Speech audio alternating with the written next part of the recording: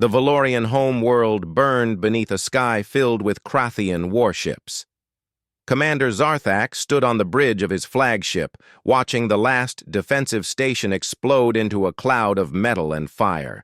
His 4 eyes gleamed with satisfaction. Another victory, another species broken. The battle had lasted only 2 hours and 43 minutes. "All enemy forces destroyed, Commander," his tactical officer reported. The officer's voice carried pride, but no surprise. Victory was expected. Victory was always expected. Zarthax nodded his large armored head. "Send the integration teams to the surface. Add Valoria to the Empire's star charts. We move to the next system at dawn cycle." 17 systems in 10 years. 17 complete victories. The Krathian Empire rolled across the galaxy like an unstoppable wave. Their secret was simple: perfect coordination. Every ship moved in harmony with every other ship. Every weapon fired at the exact calculated moment. Their battle computers linked all vessels into one unified mind. No enemy had ever broken their formations. No enemy had ever survived longer than a day. Across the galaxy, in human space, Admiral Jake Morrison read the intelligence reports with growing concern. He sat in his small office aboard the USS Resolute, a heavy cruiser that served as his mobile command center.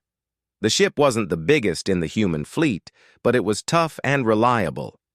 Much like Jake himself, his crew often joked. Jake was 42 years old, with gray starting to show in his dark hair. He had kind eyes, but a serious face. 20 years in the fleet had taught him that war was never simple and victory was never guaranteed. He had lost battles before. He had watched good people die. These experiences made him careful, thoughtful, and very dangerous to underestimate. "They're heading our way," said Lieutenant Amy Walsh, his tactical officer. She stood in the doorway, holding a data pad.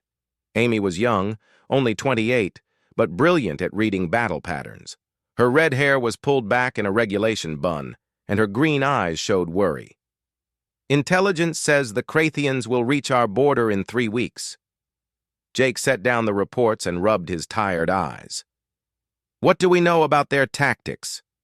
"Everything and nothing," Amy replied, stepping into the office. "They always attack the same way, massive fleet formations, perfectly coordinated. They overwhelm defenses with pure firepower and precision timing. But here's the strange part. They never adapt. They don't need to. Their standard approach works every single time."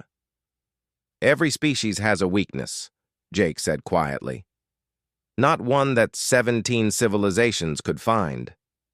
Jake stood and walked to the window, looking out at the stars. The Resolute floated in space near the colony world of New Harmony, a peaceful farming planet with 3 million people. Good people, families, children, all depending on the fleet to protect them. "What's Command's position?" he asked. Amy hesitated. "They want to negotiate. Most of the colonial governors are pushing for a peace treaty. They think we can avoid war." "And the Krathians? Do they negotiate?" "Never. They send one message: surrender or die." "Then they attack." Jake turned to face her. "So we fight. Against an enemy that's never lost? With one ship?" Amy's voice cracked slightly. She was scared. They were all scared. But fear was honest, and Jake respected that. "Orders are orders," Jake said. "We've been assigned to intercept their advance fleet. We're supposed to be a show of force." He said the last words with bitter humor. Down in the engineering section, Commander Ben Torres was less concerned with politics and more focused on keeping the Resolute running. Ben was a short, stocky man with clever hands and a creative mind. He looked at problems differently than most engineers. While others followed the manual, Ben rewrote it. "We're going to fight the unbeatable aliens," his assistant said nervously, watching Ben work on the power distribution system. "Nobody's unbeatable," Ben replied, not looking up from his work. "Perfection is just another word for predictable, and predictable can be beaten." "How?" Ben grinned. By being unpredictable. On the flight deck, Captain Kyle Sanders briefed his fighter pilots. Kyle was 35, lean and confident, with the reflexes of a natural pilot. He had survived 3 major battles by trusting his instincts and never doing what the enemy expected. "Listen up," he told his squadron. "The Krathians fly in perfect formation. Their computers calculate everything 3 moves ahead. They expect us to fly by the book to follow standard attack patterns." "So what do we do?" a young pilot asked. Kyle smiled. "We throw out the book, we fly crazy, we fly random, we make them guess. And when computers have to guess, they make mistakes." The pilots looked uncertain, but they trusted Kyle. He had kept them alive this long. Back on the bridge, Jake called his senior officers together. Amy, Ben, Kyle, and Lieutenant Nina Chen, the communications officer. Nina was quiet and thoughtful, but her skill at reading enemy signals had saved the ship more than once. "We all know what's coming," Jake began. "We're outgunned, outnumbered, and facing an enemy with a perfect record. Command expects us to make a gesture and then retreat." "But," Ben prompted, knowing Jake well enough to hear the unspoken thought. "But I don't believe in perfect records," Jake said firmly. "I've read every report on Krathian tactics. They're brilliant, coordinated, overwhelming, but they're also rigid. They fight the same way every time because it always works. They've never needed to adapt." "You think that's a weakness?" Amy asked, leaning forward with interest. "I think any strength taken too far becomes a weakness," Jake replied. "Their perfect coordination requires perfect communication. Their calculated strikes require predictable targets. Their overwhelming force requires enemies who fight in predictable ways." "We're not predictable," Kyle said, starting to smile. "No, we're not," Jake agreed. "Humans lose battles all the time. We make mistakes. We improvise. We adapt. We've had to, because we're not perfect. Maybe that's our advantage." Nina spoke up for the first time. "The Krathians have never fought humans before. They don't know how we think, how we fight." "Exactly," Jake said. "They're going to expect us to fight like the Valorians, like all the others. Defensive positions, by-the-book tactics, logical responses." "What if we're not logical?" Ben asked, his mind already racing with possibilities. "Then we might just survive long enough to hurt them," Jake answered. "And if we can make them bleed even a little, we prove they can be beaten. That changes everything." The officers looked at each other. Fear was still there, but now something else joined it. Hope. Determination. The Resolute was one ship against an empire, but that one ship was crewed by humans who understood failure, who knew how to adapt, who had learned that the best plans often fell apart, and you had to make it up as you went. "All hands, battle stations," Jake ordered. "Plot a course to intercept the Krathian advance fleet. Let's go introduce ourselves." As the crew rushed to their positions, the Resolute's engines flared to life. The ship turned toward the edge of human space, toward the approaching enemy, toward what everyone assumed would be a suicide mission. But Jake Morrison smiled grimly as he settled into his command chair. The Krathians had won 17 straight battles. They had never faced an opponent who knew how to lose and come back stronger. They were about to get an education. The Epsilon Tertius system hung in space like a forgotten jewel. 3 rocky planets orbited a yellow sun, and nothing lived there except automated mining drones. It was perfect neutral ground for a first meeting, or a first battle. The USS Resolute dropped out of faster-than-light travel at the edge of the system. On the bridge, Jake Morrison watched his sensors carefully. Somewhere ahead, the Krathian advance fleet was approaching. Intelligence said 15 ships, all bigger and better armed than the Resolute. "Picking up contacts," Amy Walsh announced from Tactical. 15 vessels, heavy configuration. They'll be in weapons range in 12 minutes. Jake nodded calmly, though his heart beat faster. Nina, prepare first contact protocol. Broadcast on all frequencies. Lieutenant Nina Chen's fingers moved across her console. Channel open, sir. Krathian vessels, this is Admiral Jake Morrison of the United Earth Fleet. We come in peace to discuss your presence near our space. Please respond. Silence filled the bridge. Seconds ticked past. Everyone held their breath. Then the Krathian ships appeared on the main screen, growing larger by the second. They were beautiful in a terrible way. Dark metal hulls covered in weapons, moving in perfect formation like birds in flight. Not one ship was out of position by even a meter. They're not responding, Nina said quietly. Wait, I'm getting something. It's just one word repeated. Surrender. That's their only message? Ben Torres asked from his engineering station. That's all they've ever needed, Amy replied. The Krathian ships came into weapons range. Without warning, without another word, they opened fire. Beams of bright energy cut through space toward the Resolute. Evasive! Jake shouted.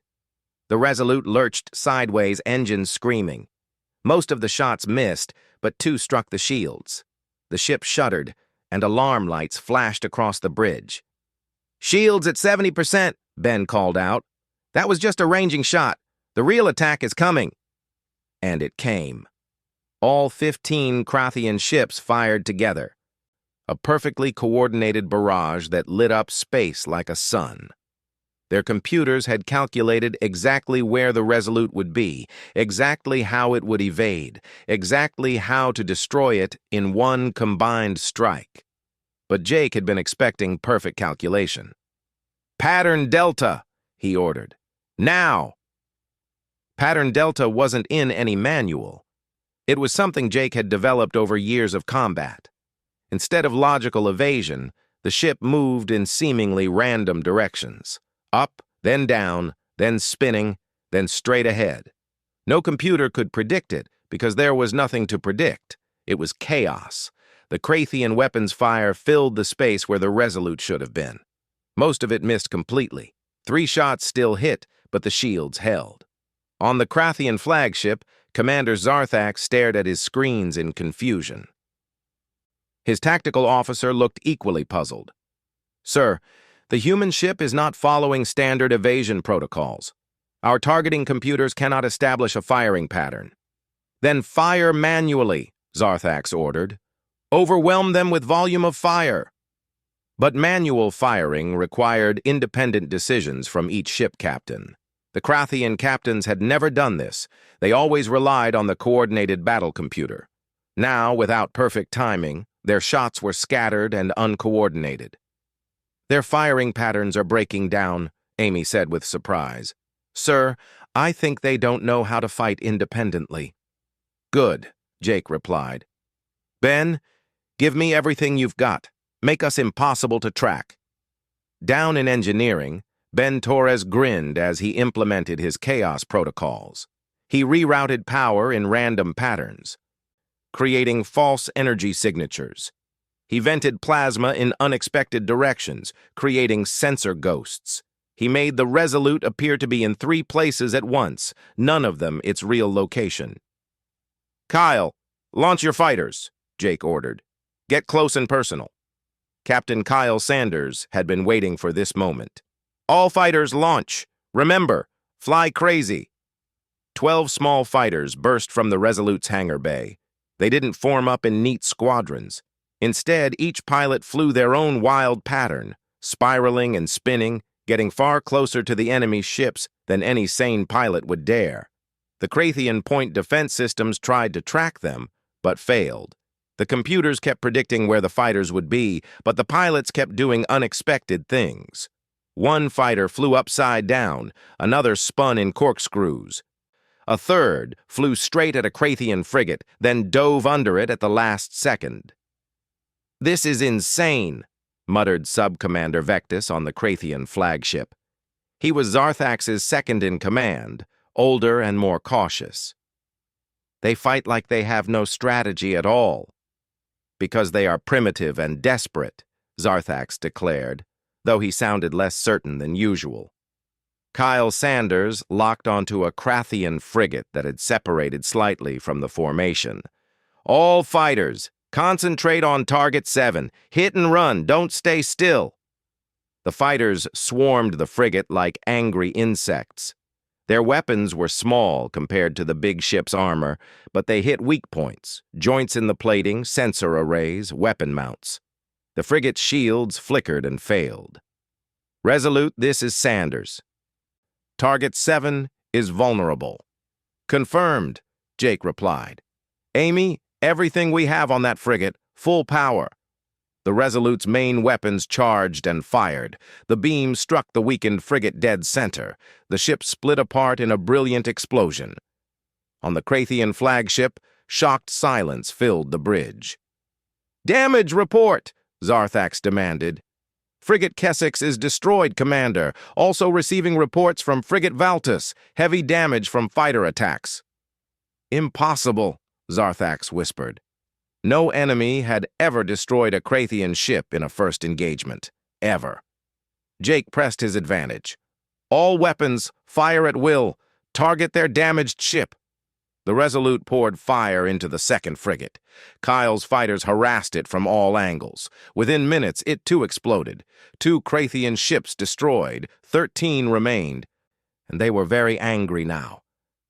"They're reforming," Amy warned. "Tightening their formation. Sir, they're preparing a full barrage. If all 13 ships fire together, our shields won't hold."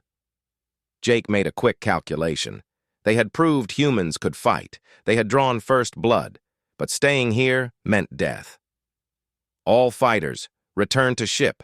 Prepare for jump to faster than light." "Running?" Ben asked, surprised. "Surviving," Jake corrected. "We accomplished what we came to do. We hurt them. We proved they can bleed." The fighters raced back to the hangar. The Krathian ships fired another massive barrage. The Resolute's shields lit up with impacts. Warning alarms screamed. Hull plates buckled. "Shields at 15%, Ben reported. "We need to leave now." "Jump," Jake ordered. Space twisted around the Resolute. Reality bent. The ship vanished in a flash of light, leaving the Krathian fleet alone in the empty system. On the Krathian flagship, Zarthax stared at the empty space where the human ship had been. His hands shook slightly.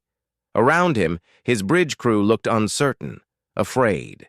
They had never seen their commander look so disturbed.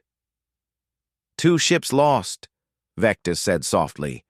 "Commander, I warned you. These humans fight differently. They do not follow proper military doctrine. They use chaos as a weapon." "Silence!" Zarthax roared. But inside, doubt crept into his mind for the first time in his career. "Send a message to the High Command. Tell them we have engaged human forces. Tell them we will need additional ships to complete this conquest." "Should we mention our losses?" Vectis asked carefully. Zarthax's eyes blazed with fury and shame. "Tell them there were complications. Tell them humans are more troublesome than previous enemies. Tell them I will personally ensure they are crushed." Back in human space, the Resolute limped toward the nearest repair station. The crew worked to patch hull breaches and restore shields, but despite the damage, despite the exhaustion, everyone moved with energy and hope. Jake walked through the ship, checking on his people. In the fighter bay, Kyle and his pilots were laughing and replaying their attack runs. In engineering, Ben was already designing new chaos protocols. On the bridge, Amy was analyzing every second of the battle, looking for more Krathian weaknesses. "We did it," Nina said when Jake returned to the bridge. "We actually hurt them." "We survived them," Jake corrected. "That's more important. Every species they've fought died in the first battle. We're still here." "They'll come back stronger," Amy warned. "Good," Jake replied, "because so will we. And now we know something they don't." "What's that?" Jake smiled. "We know they can lose. They've forgotten that. Maybe they never knew it, but we've spent our whole history losing battles and learning from them. That's going to make all the difference." The Resolute jumped to faster-than-light speed, carrying with it the first hope that the Krathian Empire could be stopped. Behind them, 15 Krathian ships sat in confusion, their perfect record broken, their confidence shaken. The war had truly begun. The war room on Earth was crowded with worried faces. Admirals, generals, and civilian leaders watched the tactical display showing Krathian fleet movements. Red icons representing enemy ships grew more numerous each day. Admiral Lisa Grant stood at the center, her gray eyes studying the patterns with intensity. Lisa was 53 years old and had commanded the defense of human space for 7 years. She was known for careful planning and fierce determination. Right now, she needed both qualities more than ever. "They're bringing in reinforcements," she told the assembled leaders. "Intelligence reports 60 Krathian warships massing at their forward staging area. That's 4 times what they used against the Valorians. Because of what Morrison did to them," said Commander Greg Palmer, the intelligence officer. Greg was young for his position, only 34, but he had a talent for understanding alien psychology. "They're angry. We embarrassed them." "Can we hold against 60 ships?" asked the civilian defense minister, fear clear in his voice. Lisa looked at the tactical display showing 3 human colony worlds that stood in the Krathians' path: New Virginia, Hope Station, and Terra Nova. 5 million people total. With conventional tactics? No. But Admiral Morrison proved something important. The Krathians can be hurt if we fight smart. "What do you recommend?" asked another admiral. "We adapt Morrison's tactics. We use guerrilla warfare in space, hit and run, false retreats. Make them chase us. Force them to split their forces. We can't match their strength, but we can match their patience." Greg Palmer pulled up files on his datapad. "I've been studying Krathian culture based on captured communications. Sir, they have no word for defeat in their language. None. They've won every war for 300 years. Their entire military culture is built on the assumption of victory." "What happens when that assumption breaks?" Lisa asked. "I don't know. Nobody does. They've never faced it." Across the galaxy, Commander Zarthax faced his own meeting. The high command of the Krathian Empire watched him through holographic communication. Their 4 eyes held no sympathy, only cold judgment. "You lost 2 ships to a single human vessel," High Commander Craxus stated flatly. "Explain." Zarthax kept his posture rigid, showing no weakness. "The humans fight without order or logic. They do not follow standard military doctrine. Their ships move unpredictably. Their fighters attack like swarm insects rather than coordinated units." "And you could not adapt?" another commander asked with clear disdain. "Our battle computer systems require predictable targets," Zarthax argued. "The humans intentionally create chaos. They seem to have no central command control." "That is primitive," Craxus declared. "You should have overwhelmed them easily." "Yes, Commander," Zarthax said, swallowing his pride. "I request 60 ships to ensure complete victory." 60 ships? Against one species that has not even left their own star system? You are granted 30. Do not fail again. The transmission ended. Zarthax stood alone in his command center, rage burning in his hearts. He would show the high command. He would show the humans. No one embarrassed the Krathian military and survived. Sub-Commander Vectis entered quietly. "Commander, the new ships have arrived. Shall I integrate them into our attack formation?" "Yes. Standard assault pattern. We will crush the human colonies one at a time. Let them watch their worlds die." "Commander, if I may speak freely?" Zarthax glared at him but nodded. "The humans defeated us by being unpredictable. Perhaps we should consider adjusting our tactics, being more flexible in our approach." "We do not change winning strategies," Zarthax snapped. "We have conquered 17 species using these exact tactics. The humans are not special. They simply surprised us. That will not happen again." Vectis bowed and left, but worry ate at his thoughts. The commander's pride was getting in the way of clear thinking. Pride had never mattered before, because they had never needed to think clearly. Victory had always been automatic. The USS Resolute had spent 2 weeks getting repaired. Now Jake Morrison stood on the bridge of his restored ship, but he wasn't alone. The Resolute had been joined by 9 other human vessels. It wasn't a large fleet by military standards, but these were good ships with experienced crews. Captain Alex Murphy commanded the USS Sentinel, a heavy cruiser identical to the Resolute. He was Jake's old friend, a tall man with an easy smile that hid a sharp tactical mind. "Just like old times, Jake. You getting in trouble and me having to bail you out. I seem to remember you being the one who needed bailing out at the Neptune incident," Jake replied with a grin. "Details," Alex laughed. But the humor faded quickly. They both knew what was coming. The Krathian fleet had been spotted heading toward New Virginia, a farming colony with 2 million people. Evacuation was impossible. There wasn't enough time or enough ships. "They're going to hit us hard," Amy Walsh reported. 30 warships confirmed. They're in standard formation, moving at attack speed. "They're still using the same tactics," Ben Torres observed. "After what we did to them, they're still fighting the same way." "Because it always works for them," Jake said. "They've probably never changed tactics in their entire history. Why would they? But that gives us an advantage. We know exactly what they're going to do." "And what are we going to do?"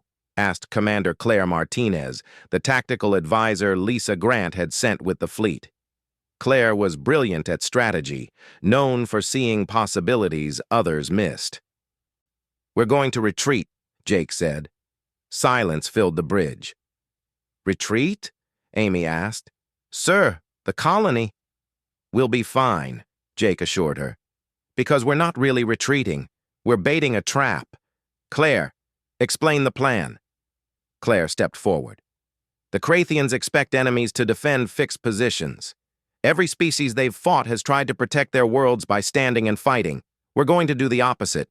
We'll position ourselves near New Virginia, engage them briefly, then run. Make them chase us."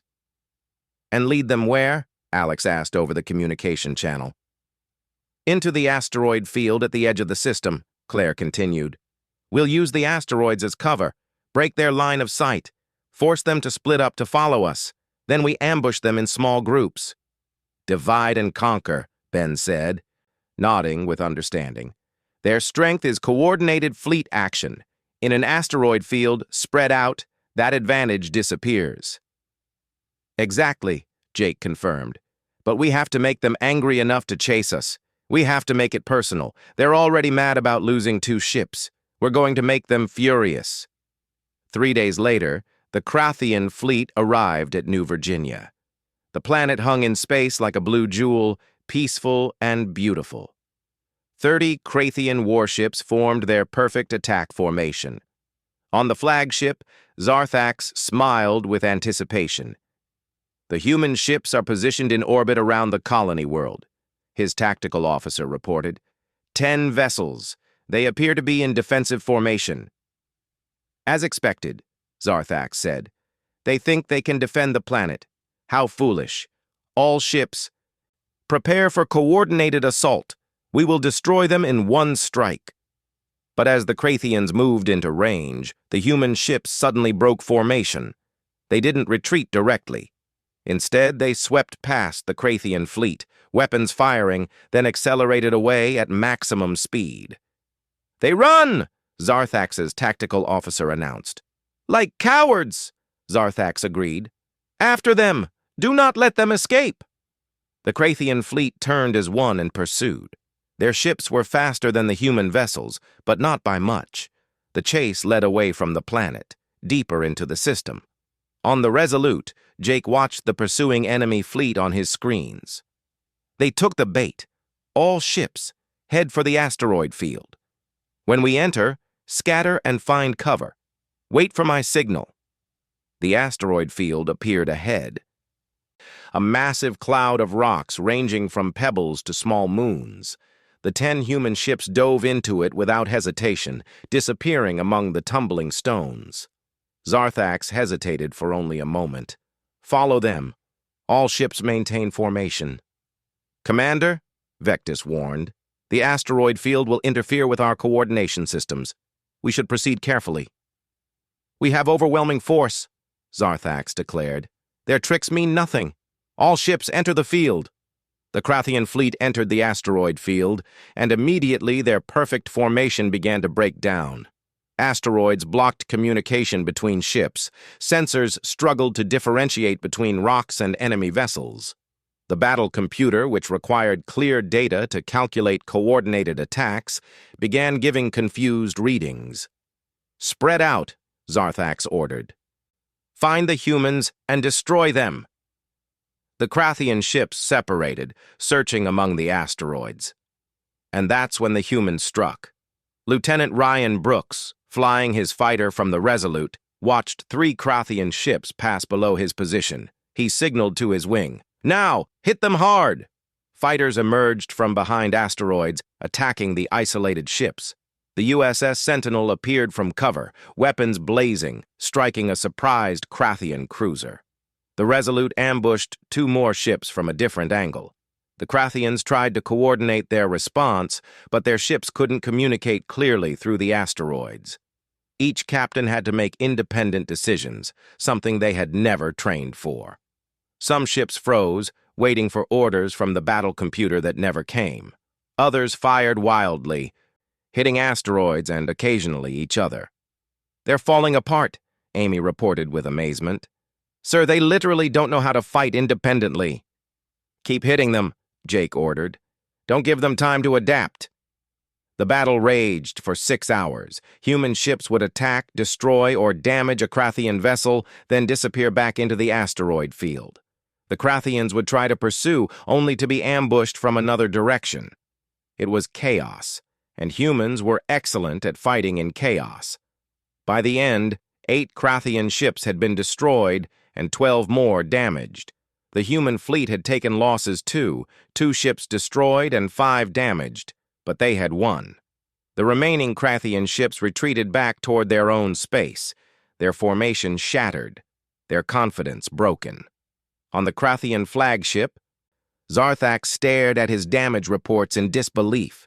8 ships lost, 12 damaged, against an inferior force. It was impossible. It was unthinkable. It was a disaster.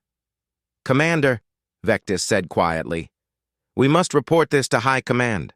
"Tell them we need more ships," Zarthax said, his voice hollow. "Many more ships. Tell them the humans are not like other species. Tell them—" He paused, struggling with words he had never needed before. "Tell them we may have underestimated this enemy." For the first time in 300 years, a Krathian commander had to consider the possibility that they might not win. The Krathian Empire made its decision with cold fury. High Commander Kraxus addressed the War Council with barely controlled rage. "The humans have embarrassed us twice. They have destroyed 10 ships. They have made the Empire look weak. This ends now." "What do you propose?" asked an Elder Council member. "The Grand Fleet," Kraxus declared. 200 warships, the full might of the Empire. We will not nibble at human space. We will crush it completely. We will make an example that will echo across the galaxy for centuries." Silence filled the council chamber. The Grand Fleet had not been deployed in 50 years. It was meant for conquering entire civilizations, not for dealing with one stubborn species. "Is this not excessive?" an advisor asked carefully. "Excessive?" Kraxus's 4 eyes blazed. "We have become the laughingstock of every species watching this conflict. Some are even questioning whether the Empire is still strong. We must show overwhelming power. We must show that defying us brings only destruction." The council voted. The Grand Fleet would be deployed. 200 ships would gather for one massive assault on human space. The humans would have no chance, no hope, only death. On Earth, the intelligence reports caused near panic. Commander Greg Palmer delivered the news to Admiral Lisa Grant with a shaking voice. 200 ships, their entire battle fleet. They're staging for a final assault. Lisa studied the tactical displays, her face pale. We have 40 ships total, maybe 50 if we pull everything from the outer colonies. Even with Morrison's tactics, we can't win against those numbers, Greg said. Sir, we need to consider evacuation. Get as many people off the colony worlds as possible. There's not enough time. Not enough ships. Lisa's hands clenched into fists. We need something else, something they won't expect. What could possibly work against 200 warships? Lisa pulled up every piece of data they had on Krathian technology and tactics. She read reports, watched battle recordings, analyzed everything. Then she saw it. The one weakness that could turn everything around. Their coordination system, she said suddenly. Greg, their entire battle doctrine depends on perfect communication between ships. Their battle computers link everything together. What happens if we disrupt that link? They'd have to fight independently. Based on what we've seen, they're terrible at that. Not just terrible, Lisa corrected. They've never done it. Not in 300 years. Every single captain expects the battle computer to tell them what to do. If we cut that communication, they'll be paralyzed. How do we jam communication for 200 ships? Lisa called for Claire Martinez and Jake Morrison. Within hours, they were all in the war room, working on the most desperate plan in human history. We need a powerful jamming signal, Claire explained, pointing to technical diagrams. Something that can disrupt Krathian communication protocols across an entire battle zone. The power requirements would be enormous, Jake said. No ship can generate that much interference. Not a ship, Claire agreed. But what about a fixed position? A station or... She paused, an idea forming. An asteroid. We plant a jamming device on a large asteroid, power it with a reactor core, and position it in the middle of the battle zone. They'd just destroy it, Greg objected. Not if they don't know it's there until it's too late, Jake countered, seeing the plan come together. We hide it inside a hollowed-out asteroid, make it look natural. Then, when their fleet is fully engaged, we activate it. We'd need someone to physically place the device, Lisa said quietly. Someone would have to fly into the middle of the coming battle zone with a massive reactor and jamming equipment. Everyone looked at each other. They all knew what that meant. It would be a suicide mission. Getting the device in place would require flying through enemy fire. The chances of survival were almost zero. I'll do it, said Lieutenant Ryan Brooks. He had been standing quietly in the corner, listening. Ryan was only 26, one of the youngest fighter pilots in the fleet, but he had nerves of steel. Sir, I volunteer. Ryan, you understand what you're volunteering for? Jake asked seriously. I understand. But if we don't do this, everyone dies. Colony worlds, Earth, everything. If my life can save billions, that's a good trade. Lisa looked at the young pilot with respect and sorrow. You'll be remembered as a hero. I'd rather be remembered as the guy who helped win the war, Ryan replied with a slight smile. The plan was set. Earth's scientists worked day and night building the jamming device. Engineers hollowed out a large asteroid at the edge of the system where the battle would take place. Jake Morrison organized the human fleet, 43 ships, every vessel they could spare. The Krathian Grand Fleet arrived 3 weeks later. 200 warships entered human space in the most impressive military display the galaxy had seen in decades. Their ships formed perfect ranks, line after line of deadly warships moving with flawless coordination. At the front flew the massive flagship, 3 times the size of any human vessel. Commander Zarthax stood on the bridge of that flagship, restored to glory by commanding the Grand Fleet. He would personally oversee the destruction of humanity. His reputation would be saved. The Empire's honor would be restored. The human fleet is ahead, his tactical officer reported. 43 ships in defensive formation near the colony world of New Terra. Only 43? Zarthax laughed coldly. They truly are fools. All ships, advance to engagement range. We will destroy them all in one glorious assault. On the Resolute, Jake watched the massive enemy fleet approach. It was terrifying, beautiful and terrible. More firepower than he had ever seen in one place. "Sir," Amy Walsh said quietly, "we really could die here." "Probably," Jake agreed. "But Ryan's out there with the jamming device. We just need to keep the Krathians busy long enough for him to get in position." Ryan Brooks piloted a small transport ship through the asteroid field, staying in the Krathians' blind spot. Behind him, towed by magnetic clamps, was the hollowed-out asteroid containing the jamming device. It looked like any other space rock, completely unremarkable. "Come on," Ryan muttered to himself. "Just a little further." His hands were steady on the controls, but his heart raced. The Krathian fleet was behind him now, filling space with their massive presence. If even one ship spotted him, he was dead. "All human ships, engage the enemy!" Lisa Grant's voice came over the communication channel from Earth Command. "Give Ryan the time he needs." The human fleet charged forward. 43 ships against 200. Missiles flew. Energy beams lit up space. The battle began.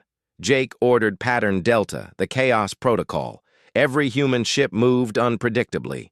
The Resolute spun and dove. The Sentinel spiraled upward. Other ships zigzagged randomly. The Krathian battle computer tried to track them all and failed. But there were too many Krathian ships. Their sheer numbers overwhelmed human tactics. A human destroyer exploded. Then a frigate. The casualties mounted quickly. "Shields failing," Ben Torres reported as the Resolute took multiple hits. "Hull breaches on decks 3 and 7. "Hold together," Jake urged his ship. "Ryan, where are you?" "Almost there." Ryan's voice crackled over the communication. He guided the asteroid into position, right in the center of the battle zone. Krathian ships passed all around him, but none noticed one more rock among thousands. He maneuvered the asteroid into final position, then activated the magnetic anchors that would hold it in place. "Device is positioned, preparing to activate." "Do it!" Jake ordered. Ryan's fingers moved across the activation panel. The reactor came online. The jamming device powered up. He had seconds before someone noticed the energy signature. "Activated jamming signal at full power. I'm getting out of here." Across the battle zone, every Krathian ship suddenly lost communication with each other. The battle computer went dark. Coordination protocols failed. Each ship was suddenly alone, cut off, with no idea what to do. On the flagship, Zarthax stared at his screens in horror. "What's happening? Why can't we communicate with the fleet?" "Unknown interference, Commander," his tactical officer shouted. "All coordination systems are down." "Fire manually! All ships engage the enemy!" But the Krathian captains didn't know how to fight manually. They waited for orders that couldn't come. They looked to the flagship for guidance they couldn't receive. Some fired wildly, others held position, paralyzed by indecision. The human fleet, used to fighting independently, pressed their advantage. They swarmed isolated Krathian ships, concentrated fire, destroyed them one at a time. The battle became a chaotic melee, exactly the kind of fight humans excelled at. Ryan Brooks accelerated his transport away from the battle zone. He had done it. The device was working. He might actually survive this. Then Krathian fighters spotted him. They had been guarding the fleet's rear, too far away to be affected by the main battle. Now they saw his energy signature and recognized it didn't belong. "I've got enemy fighters on my tail," Ryan reported calmly. 4 of them. My ship isn't armed." "Evasive maneuvers," Jake ordered. "We'll send support." "No time, sir. They're too close." Ryan checked his sensors. The fighters were closing fast, weapons charging. He wouldn't make it, but he had already completed his mission. The device was active. The Krathians were falling apart. His part was done. "It's been an honor, Admiral," Ryan said quietly. "The honor was ours, son," Jake replied, his voice thick with emotion. Ryan turned his transport toward the nearest Krathian warship, targeting the weapon systems that could threaten his friends. He accelerated to maximum speed. "For Earth!" he whispered, and crashed his ship into the Krathian vessel. The explosion was small in the vastness of space, but it meant everything. The Krathian ship's weapons went offline. The human fleet rallied. And throughout the battle zone, Krathian ships continued to fall. Zarthax finally understood. The humans had turned his greatest strength into his greatest weakness. Perfect coordination had become perfect paralysis. His fleet was being destroyed, and he could do nothing to stop it. "All ships retreat," he ordered, broadcasting on every frequency, hoping some ships could still receive. "Fall back to the rally point!" The Grand Fleet broke. 200 ships that had arrived in perfect formation fled in chaos. 47 Krathian ships had been destroyed. 90 more were damaged. The greatest military force in the galaxy had been shattered by a handful of humans who understood that perfection was just another word for fragile. The USS Resolute, battered and scarred, watched them go. On the bridge, the crew was silent, mourning Ryan Brooks and the other pilots and crews they had lost. They had won, but victory tasted bitter. Jake Morrison stood and addressed his crew. "We've done the impossible. Remember this moment. Remember Ryan and everyone else who gave everything. The war isn't over, but we've proved something today. We've proved that courage and creativity can defeat any force, no matter how powerful." In the ruins of the Krathian formation, Zarthax's flagship limped away. For the first time in 3 centuries, the Empire had been defeated in battle. Truly defeated. The galaxy would never be the same. The Krathian Empire was in shock. News of the Grand Fleet's defeat spread across all their worlds like a cold wind. 300 years without losing a battle, and now this. Military commanders argued, political leaders panicked. The population didn't know what to think. Defeat was not something they had words for, concepts for, or experience with. High Commander Craxus called an emergency council. His 4 eyes showed exhaustion and confusion. "How do we respond to this?" "We rebuild the fleet," one admiral suggested. "We attack again with better preparation." "Better preparation?" another commander asked bitterly. "They destroyed our Grand Fleet. They turned our greatest strength into a weakness. How do we prepare for an enemy that makes strength into weakness?" "They fight without honor, without proper military structure," Craxus argued, but his voice lacked conviction. "They use chaos and tricks." Sub-Commander Vectis, who had survived the battle, spoke up. "Perhaps that is the lesson we need to learn. We have relied on perfect coordination for so long that we forgot how to think independently. The humans forced each of our captains to make their own decisions, and none of them could. We have made ourselves weak by being too perfect." The council fell silent. The truth hurt, but it could not be denied. In human space, celebrations mixed with mourning. They had won the greatest victory in their history, but at a terrible cost. 23 ships destroyed, thousands of crew members dead. Heroes like Ryan Brooks, whose sacrifices would never be forgotten. Admiral Jake Morrison stood at a memorial service on Earth, along with Amy Walsh, Ben Torres, Kyle Sanders, and the other survivors. Behind them stood Lisa Grant and the civilian leaders who had bet everything on one desperate plan. "We honor those who gave everything," Jake said to the assembled crowd. "They proved that courage matters more than firepower, that creativity matters more than numbers, that the human spirit, when tested, is stronger than any weapon." After the service, Jake received an unexpected message. It came from the Krathian Empire, addressed specifically to him. The message was simple. "We wish to discuss terms. We wish to meet."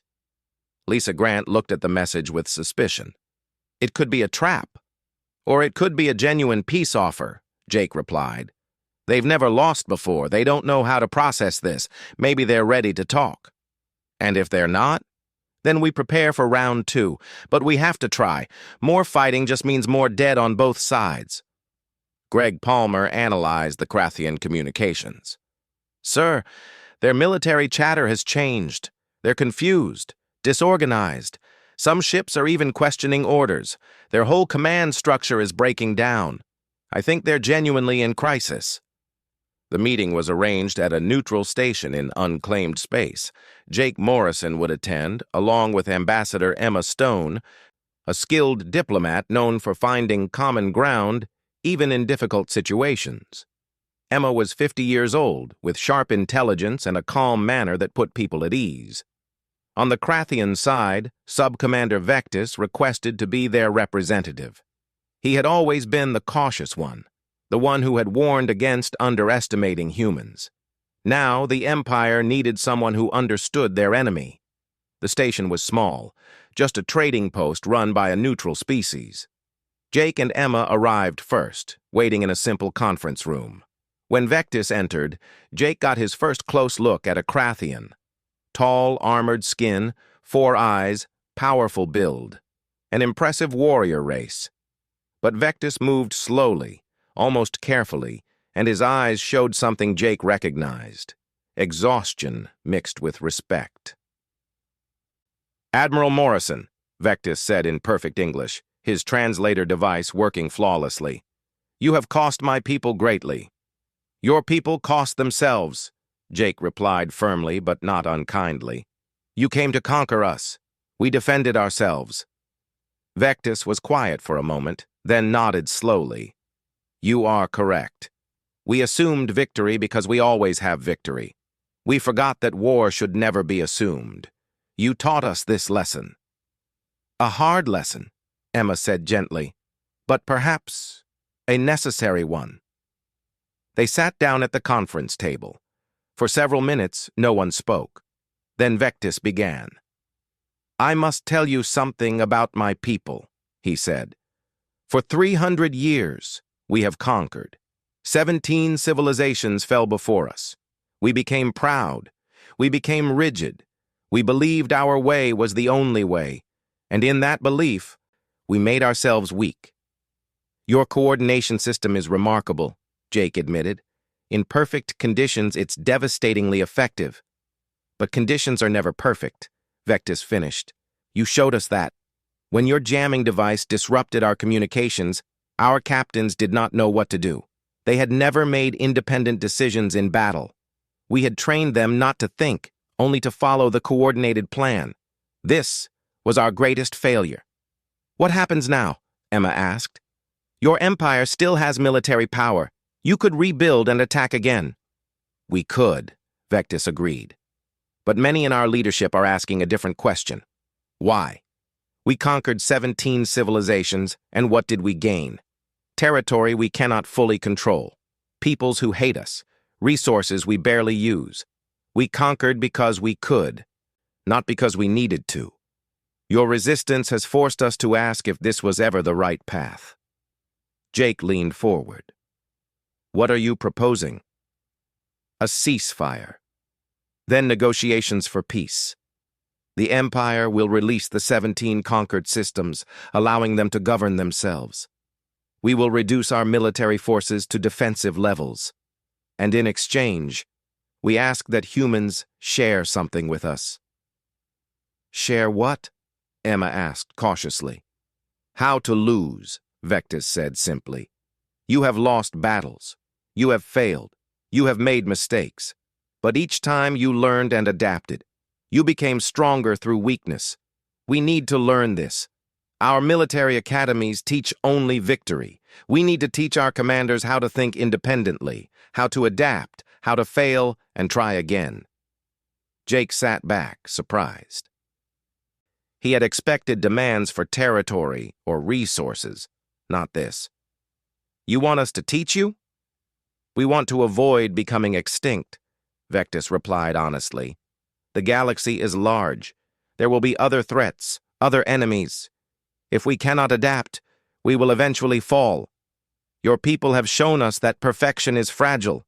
We must learn to be imperfect but flexible, strong but adaptable." Ambassador Emma Stone smiled slightly. "This is not what I expected from this meeting. It is not what I expected to be offering," Vectis admitted. "But I have spoken with many commanders who survived your attacks. All of them say the same thing. The humans fight like they have nothing to lose and everything to learn. That is a powerful combination." The negotiations took 3 weeks. The Krathian Empire agreed to release all conquered territories. They would pay reparations to the species they had subjugated. Their military would be reduced by 60%. In exchange, human military advisors would work with Krathian commanders, teaching new tactical doctrines based on flexibility and independent command. Elder Crix, the Krathian political leader, addressed his people from the homeworld. His speech was broadcast across the empire. "We have been defeated. These are words we never thought we would speak, but defeat has taught us what 300 years of victory could not. We learned that strength without wisdom is weakness, that perfection without flexibility is fragility, that conquest without purpose is merely cruelty. We will be better. We will be different. We will learn from our failures as humans have learned from theirs." Not all Krathians accepted the new reality. Some military commanders refused to believe they could lose. Some politicians argued for continued conquest, but most of the population, tired of endless war, welcomed the change. On Earth, Jake Morrison was promoted to Fleet Admiral, the highest rank in the military. But he didn't want parades or celebrations. He wanted to build something lasting. He established the Joint Tactical Academy, where human and Krathian officers trained together. The first classes were awkward. Krathians struggled with exercises that required improvisation. Humans had to learn to appreciate the value of coordination and planning. But gradually, they learned from each other. Ben Torres worked with Krathian engineers, sharing human technology while learning from Krathian systems. "You know," he told Jake during one visit, "combining our chaos with their organization creates something neither of us could build alone. It's actually beautiful." Amy Walsh became an instructor at the academy, teaching alien officers that sometimes the best plan is to throw out the plan and react to what's actually happening. Her classes were always full. Kyle Sanders led joint fighter exercises, human and Krathian pilots flying together. The first few missions were disasters. The Krathians flew too rigidly, the humans flew too wildly. But eventually, they found a balance.